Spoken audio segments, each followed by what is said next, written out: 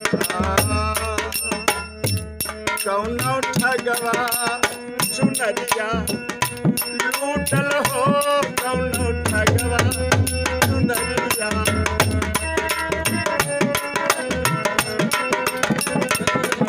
लूटल हो,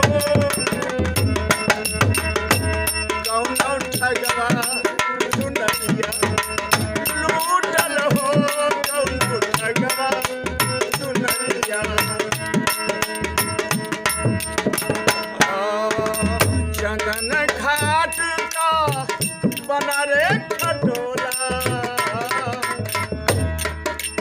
निर्गुण भजन है, निर्गुण। चंदन घाट का बना रे खटोला, तापर दुल्हन सूतल हो, कौनो ठगवा चुनरिया लूटल हो, कौनो ठगवा चुनरिया।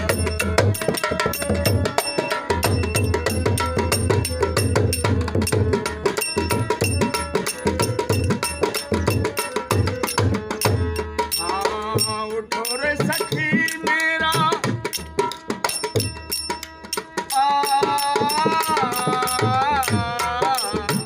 उठो रे सखी मोरी मांग समारो,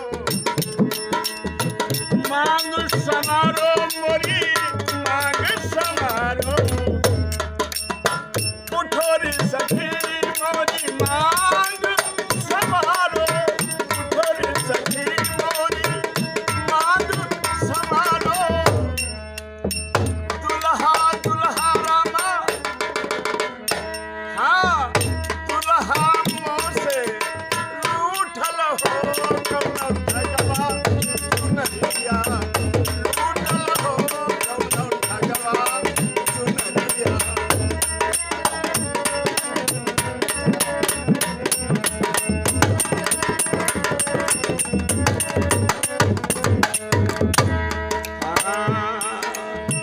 आए जमराज रामा, आए जमराज, आए जमराज पलंग चढ़ी बैठे। अंत समय में एक ही गति सभी की होती है। 72 बिच्छू काटने का जब दर्द होता है, शरीर से प्राण तभी बाहर निकलते। चाहे राजा हो या भिखारी, अंत की गति जो है एक ही है।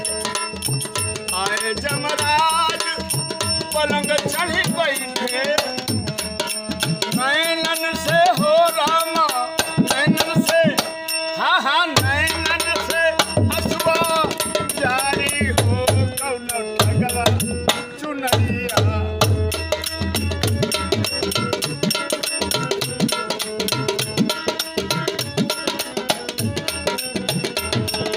नैनन से हसुआ रामा लूटल हो, कौनो ठगवा चुनरिया लूटल हो, कौनो ठगवा चुनरिया।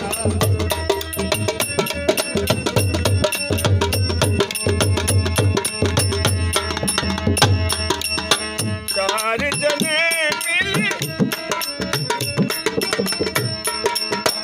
चार जने मिली खाट उठाई, चार जने मिली खाट उठाई रामा, खाट उठाई। चार जने मिली खाट उठाई।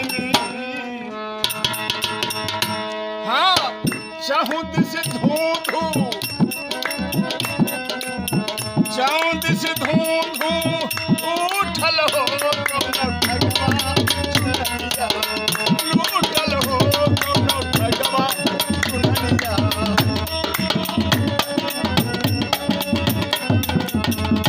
कौनो ठगवा, कौनो ठगवा, कौनो ठगवा लूटला है, लूटल हो, कौनो ठगवा चुनरिया।